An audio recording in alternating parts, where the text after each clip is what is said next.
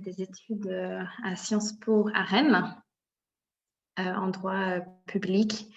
Et ensuite, un master justement de juriste international de terrain à l'Institut d'études humanitaires d'Aix-en-Provence. Dans le cadre de mes études, j'ai fait plusieurs stages sur le terrain et commencé mon stage de fin d'année auprès de l'Association pour la prévention de la torture, APT, une organisation non gouvernementale pour laquelle je travaille aujourd'hui. Et au sein de mon organisation, j'ai occupé différents postes entre stagiaire, assistante de projet, responsable de programme. J'ai aussi quitté l'association et travaillé dans le domaine de la gouvernance de la sécurité privée. Ensuite, j'ai pris la direction de notre bureau en Amérique latine pour 3 ans.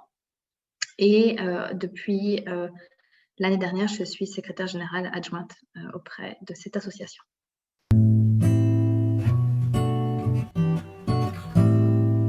Oui, alors on est une ONG, une organisation non gouvernementale internationale à Genève.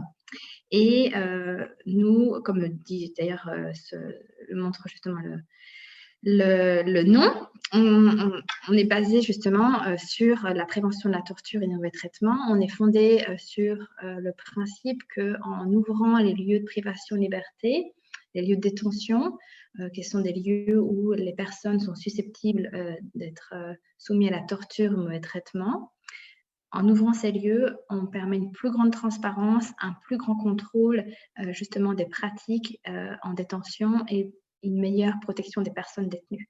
Donc, on travaille à travers différentes interventions stratégiques, soit le plaidoyer, l'expertise technique sur la prévention et le monitoring des lieux de privation de liberté, le renforcement des capacités à travers des formations ou des outils pédagogiques, la mobilisation autour de grandes questions liées à la détention et ensuite la recherche et l'analyse sur les causes profondes de la torture et des mauvais traitements.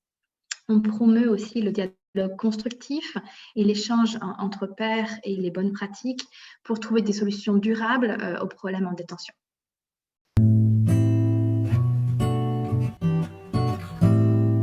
C'est un impact de plusieurs ordres. On a d'abord un impact sur les conditions de vie des personnes qui sont détenues. Souvent, les personnes détenues sont les personnes qui sont le plus à risque justement de contagion au Covid-19. Ensuite, les mesures préventives qui sont prises ont un impact sur leurs conditions de vie en détention, que ce soit par exemple par rapport à la restriction des contacts avec la famille, que ce soit à travers les activités, également les accès aux soins, l'hygiène ou encore aujourd'hui par rapport à l'accès aux vaccins s'ils sont un groupe prioritaire ou non. La crise sanitaire a aussi un impact sur les conditions de travail du personnel. Donc, ce sont les mêmes problématiques que pour les personnes détenues en termes de risque, en termes des mesures préventives, en termes d'accès également aux vaccins et sur leurs conditions de travail, notamment en termes de risque par rapport à leur famille. Ensuite, il y a un impact sur les familles et les proches des personnes qui sont des proches des personnes privées de liberté, car justement, certaines des mesures ont empêché ces contacts réguliers avec leurs proches. Et finalement, un impact sur les organes qui sont aussi en charge du monitoring de la détention. Dans certains lieux, dans certains endroits, ces organes ont dû stopper leur visite au lieu de détention aussi pour respecter ce principe de ne pas nuire. Mais d'autres ont quand même continué à monitorer les conditions de détention, à les contrôler, mais en adaptant leur méthodologie, soit à travers des visites virtuelles, à travers d'autres types de contacts avec les personnes détenues, ou en faisant des visites plus courtes. Et finalement, la crise sanitaire actuelle a vraiment mis aussi la situation en détention au cœur des discussions, des débats sur l'utilisation de la prison aussi. Donc, beaucoup d'États ont adopté des mesures alternatives à la détention pour justement vider une partie et décongestionner une partie des prisons. Et c'est des mesures alternatives à la détention qui sont vraiment faciles, on va dire, à prendre, qui existent dans la plupart des lois nationales. Et ça, c'est vraiment une opportunité pour changer certaines pratiques après la crise sanitaire. Finalement, je voulais aussi mentionner qu'on parle beaucoup de prison ou du système de justice pénale, mais la crise sanitaire a aussi affecté les personnes qui sont privées de liberté dans des endroits dans lesquels on ne parle pas souvent, que ce soit justement dans les centres de détention pour migrants, que ce soit aussi dans les hôpitaux psychiatriques, ou encore les personnes qui sont aussi à risque dans les maisons de retraite, par exemple.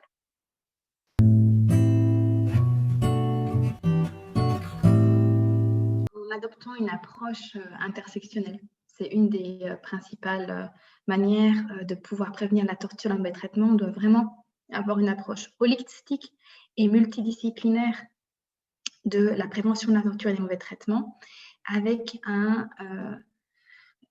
une approche spécifique pour les personnes en situation de vulnérabilité.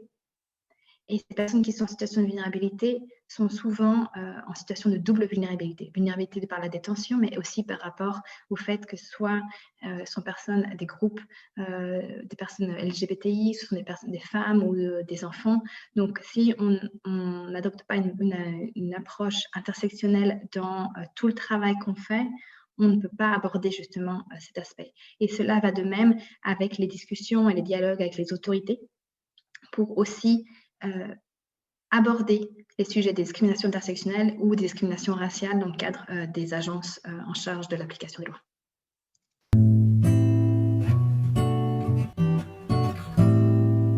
Les mécanismes nationaux de prévention, selon le protocole facultatif, ont un mandat de visiter régulièrement les lieux de privation de liberté, de s'entretenir avec les personnes privées de liberté, mais également avec le personnel pour avoir un aperçu global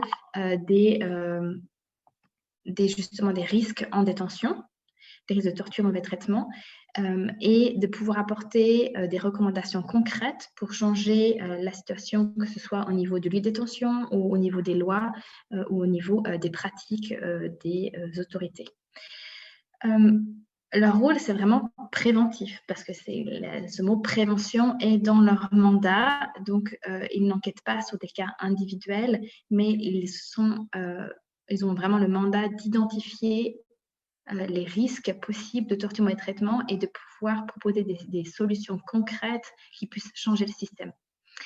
Il y a plusieurs modèles de mécanismes, soit c'est une institution nouvelle, comme le contrôleur général de l'opération liberté, soit c'est une institution nationale des droits de l'homme, soit ce sont différentes institutions au niveau national qui se coordonnent, comme c'est le cas au Royaume-Uni. Il n'y a pas un bon modèle de mécanisme. Chaque État choisit le mécanisme qui lui convient le mieux en fonction de son contexte. Par contre, il y a des critères à respecter. Il faut qu'il soit indépendant, il faut qu'ils aient les pouvoirs d'avoir accès à tous les lieux de privation de liberté, d'engager ses entretiens en privé, d'avoir accès à toute l'information, de pouvoir faire des visites inopinées, faire des rapports et des recommandations et d'engager un dialogue. Les progrès qu'ils ont apportés, ils sont à différents niveaux et puis il faut aussi le voir dans une perspective temporelle. On parle de la prévention de la torture, donc forcément certaines avancées se font de manière vraiment progressive. Alors, il y a des progrès au niveau des lois, où certains mécanismes ont pu changer certaines lois pour qu'elles soient plus en respect avec les droits de l'homme. Il y a des progrès au niveau des pratiques, mais cela prend plus de temps. Par exemple, on a des exemples que le mécanisme à Rio de Janeiro, il avait réussi à faire changer des pratiques au niveau des fouilles corporelles lorsque les familles venaient visiter leurs proches en détention. Il y a des progrès aussi au niveau de une plus grande conscientisation du problème et de la problématique de la détention. Car à travers leurs rapports de visite, les rapports annuels, la presse commence aussi à avoir plus d'informations sur ce qui se passe en détention et on peut avoir des débats, même si ça n'aboutit pas forcément encore à des changements importants. Et finalement, les mécanismes sont aussi un interlocuteur privilégié des autorités pour mettre en place certaines politiques publiques, et on le voit aujourd'hui dans le cadre de la pandémie, où les mécanismes ont souvent été les seuls à même de pouvoir entrer dans le lieu de détention, de pouvoir quelquefois agir comme médiateur pour calmer certaines situations de crise. Donc, ils ont vraiment leur place dans l'architecture institutionnelle de la prévention.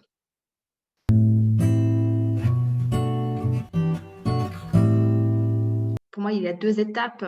Un, c'est combler ce fossé entre la loi et puis la pratique.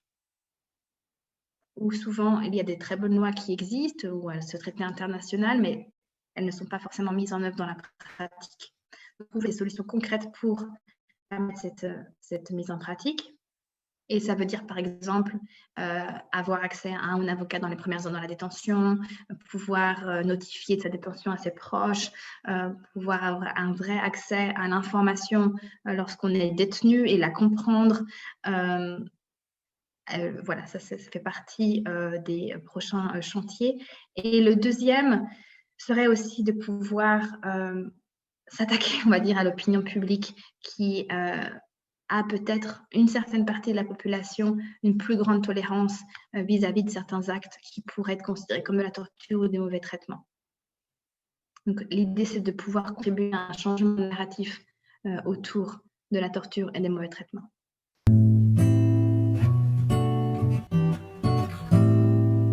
Il y a beaucoup d'événements de l'actualité internationale qui ont trait à la problématique de la prévention de la torture.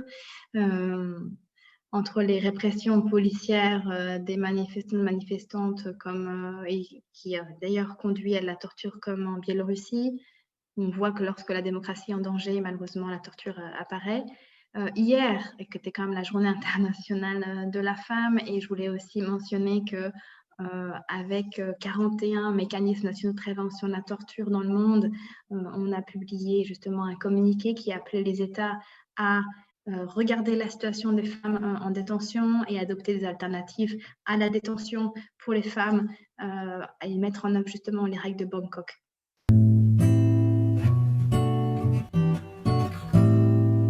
Je pense qu'il faut être aujourd'hui être ouvert à beaucoup de choses et ne pas avoir peur d'apprendre tout le temps. Et différents types de compétences. Aujourd'hui, on cherche des compétences effectivement de juristes de terrain, mais les personnes doivent aussi pouvoir savoir organiser un événement, travailler en équipe, savoir faire de la communication, gérer les réseaux sociaux. Donc, je pense d'avoir cette palette d'outils et d'avoir cette envie d'apprendre et envie de commencer aussi par différents types de postes, c'est important. Et d'avoir aussi une certaine humilité face à ce qu'on peut aussi faire quand on sort de master et tout ce qui nous reste à apprendre en général dans le courant du parcours professionnel. Je pense qu'il ne faut pas oublier de commencer à construire un réseau, si possible, de ne pas hésiter à demander des conseils, à contacter des professionnels dans les différents milieux pour avoir des conversations et voilà, pour que certaines portes puissent s'ouvrir.